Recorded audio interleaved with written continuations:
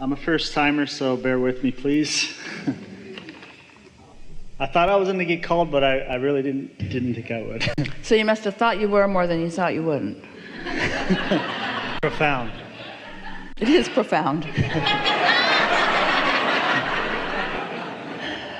I'm hoping to find some quantifiable answers, solutions to increase my desires, such as creative visualization, writing things down, something to keep me aligned when I'm being challenged to go to that side I don't really want to be.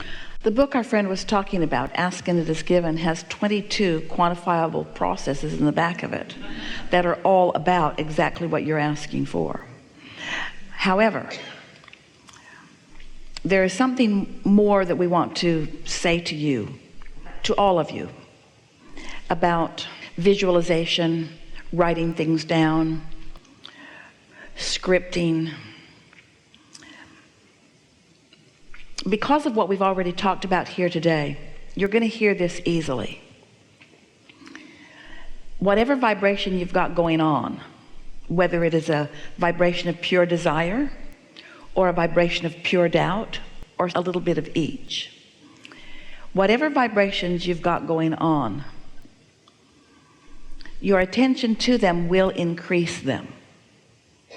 So the point that we're making is, before you do any scripting or any visualization or really any conversation you want to have a sense of where you are vibrationally, because wherever you are, you're going to increase it through your scripting, through your thinking about it. And that's why we say sometimes you try too hard. You're not in a good place, and then you think, well, I'll just work harder and I'll get in a better place. And when you're not in a good place and you work harder, you get in a worse place.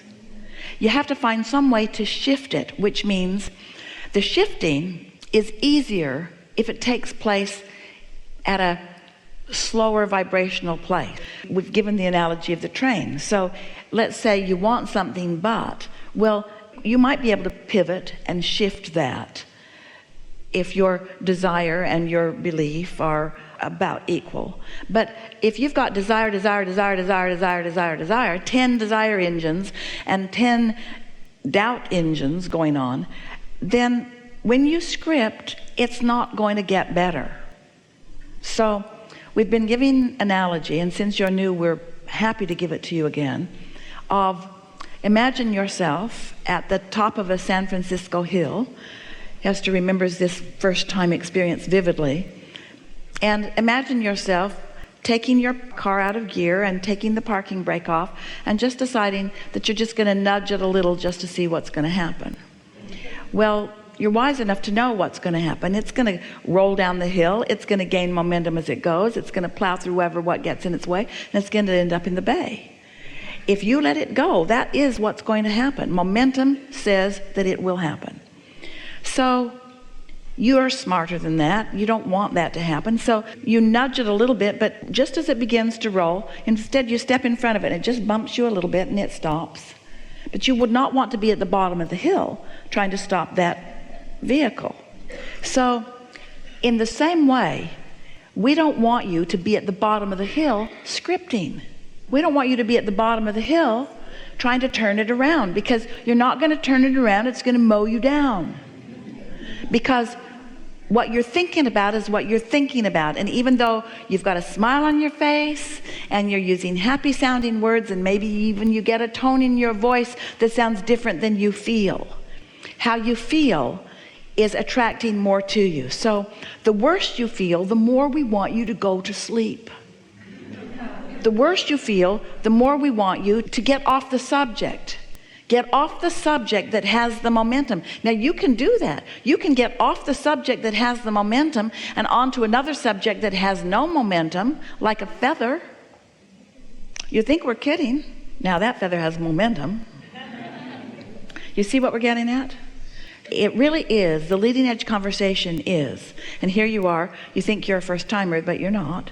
Here we are having the most leading edge conversation about deliberate creation that we've had in a long time. When you feel like you need to try harder, don't. Because efforting is counter to vibrational allowing. So what you really want, you want inspiration in the scripting. You want to say something and then feel inspired to say it more. And if you're struggling to say it, then if it's not flowing easily, then it's better to change the subject altogether.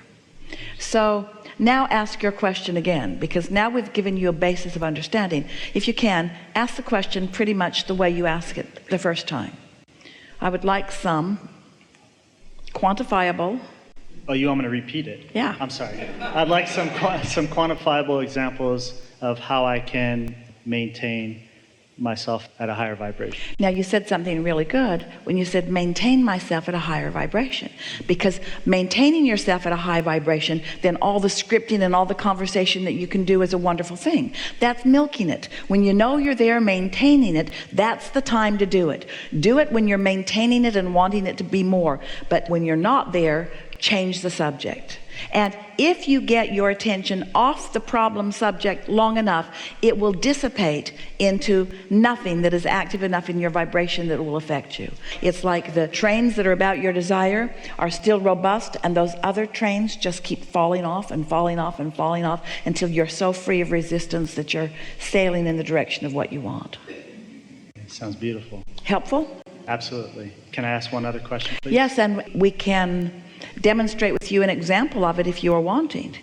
Pick some subject and get a little momentum. Some subject where you're already there. Not some challenge or something that you're trying to make happen, but some subject where you're already there. And let's milk it, not because we're trying to make something happen with it, but for the pleasure of what it feels like when momentum gathers speed. In other words, it just feels better.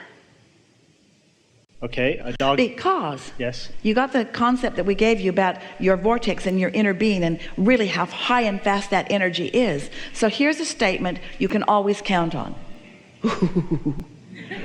No matter how high you think you are, your inner being is higher.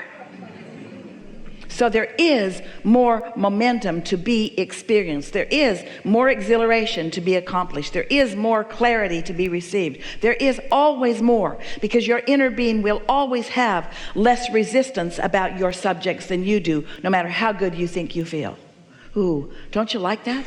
So that's the reason. Not only is that first timer bringing forth something that we've never talked about before, not only is that a way to increase momentum, that's the reason that more momentum is even possible, because it's already underway. We interrupted you. So I have a great passion to help others. Because? It feels good. Tell us more about that. Because we're going to use what we were talking about before. Because I'm appreciating so much the beneficial life that I live and the abundance that shows itself to me in so many ways all day, every day. And when that momentum gets going, the next logical step is that I flow it wherever I'm inspired to flow it. Now, did you feel how there was no resistance in that statement? Did you feel that? Now, here's another way of saying it where there would be more resistance. I have so much to give, and there are others who are in need. And it doesn't seem right, feels unfair for me to be prospering in these ways and someone else not to. So I'm just trying to even it out a little. Now that was laden with resistance, because that's defying the laws of the universe as they are. So sometimes when we talk about this subject, people accuse us of teaching people to be selfish. We say we do. We want you to be selfish. Because if you're not selfish enough to insist on your alignment, then you don't have anything to give. And so if you're not in that receiving mode, which is the replenishing mode, and you're giving to others, and you're not replenishing, then you're going to begin to become depleted, and then the whole thing turns into something. And Certainly you've had those experiences where something that seemed wonderful in the beginning turned to a place that felt uncomfortable to you in time. Because in the exact way, we like this so much, in the exact way that you must be in the receiving mode to receive from Source and the abundant universe, they must be in the receiving mode to receive from you. So when you give where someone is not able to receive, you get a little electrocuted, just a little. So you already answered my second part. Thank you.